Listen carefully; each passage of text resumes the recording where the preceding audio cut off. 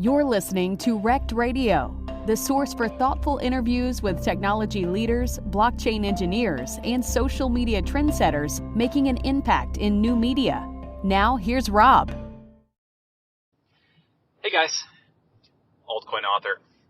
So I've been getting a lot of messages on Twitter and LinkedIn about how the blockchain can materially affect the future of voting. A lot of people are frustrated with the mail process and how it seems that the mail at very least was slowed down, and people are purporting to me, based on some news sources, that the delivery rates in a lot of heavily left-leaning counties and states have been slowed down to the extent that less than 70% of pieces of mail are arriving at their intended target during the dates that they should be. And for the USPS, the typical delivery rate is well over 95%. So for under 70%, you're talking about a considerable drop.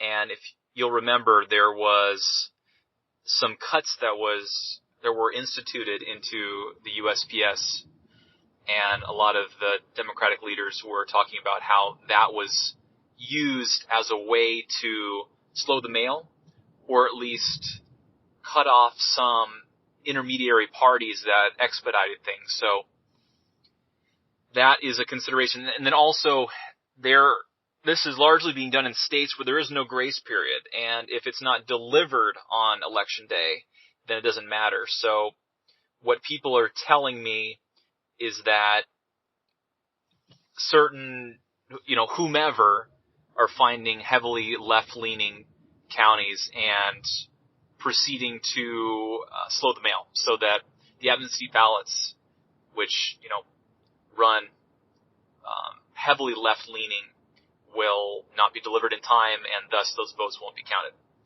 So they're saying, what can we do with blockchain? How can that be a solution to the problem that we're having?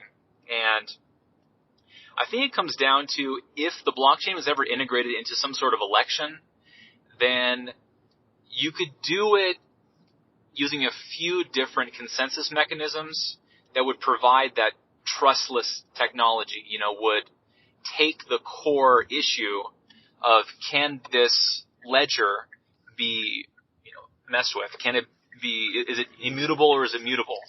And will these numbers hang up? And do we have confidence as the public that when we are looking at a particular vote, that it does reflect the true sentiment of the voter?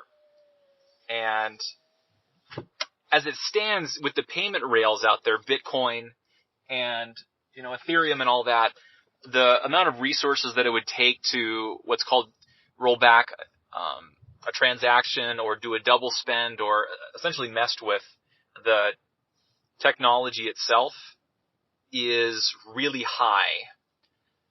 So it could be done, but you'd have to amass all of the available resources that are, put out there on the internet. You'd have to have pools. You'd have to really have some coordinated attack, the likes of which,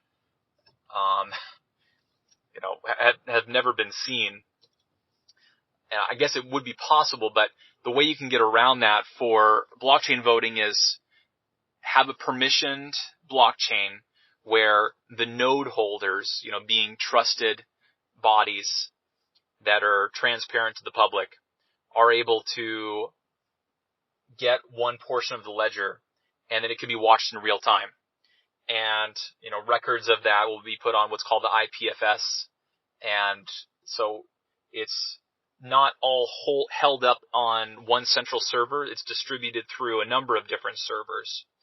And with that technology, you would be able to have people checking, and then people checking the people who are checking. And I think that that's further or closer than a lot of people anticipate. As it is, governments are playing in a real way with central banks using blockchain technologies. You may know, like, large corporations are already using it on a wholesale basis. Financial companies like JP Morgan are completely flipping on the issue of blockchain for decentralized finance and otherwise, and, to lead the way in fintech. So I think the horizon for blockchain voting is not that much further along, and the possibility of it being instituted in the next few decades is high. And the consensus mechanisms, the voting can be done, very easily. They have a bunch of ID softwares out there that are, you can have it so that it reads your biometric information. You can, if you see, I think it's like ID.me, you go on there, and not only do you have to have an ID, but you also have to have a phone that is taking a picture of your face next to the ID, and then it gets all sorts of biometric information there about your face and the face in the picture and all that. So the technology, I think, is there to prevent against some large-scale fraud. And then a lot of the attacks that are being done out there to get into these corporate computers are pretty old attacks. DDoSes, denial of service attacks. These are 20 years old. And if you'll remember from a few years ago, a lot of the passwords, many, many thousands, were just in a .txt file on one of the Facebook computers. So the sophistication is very low, even for a lot of these big companies that are, FANG companies that are in tech, that are leading the tech revolution. So if you go about it in a real concerted way to have government embrace blockchain technology and make it so it's easy for the consumer, so they can, go to the library and use a computer, or even using those polling computers. Because, see, when I voted yesterday, you went in and it was all touchscreen, and it looked like a really higher-end computer, more higher-end computer than I certainly had at the office. So I think the opportunity is there. And then, maybe just a good government contractor that can break it down and make sure that all of the I's are dotted and the T's are crossed as it relates to compliance and cybersecurity best practices. And you could have a much more trusted process at a time when the belief and the trust in the voting process is understandably circumspect.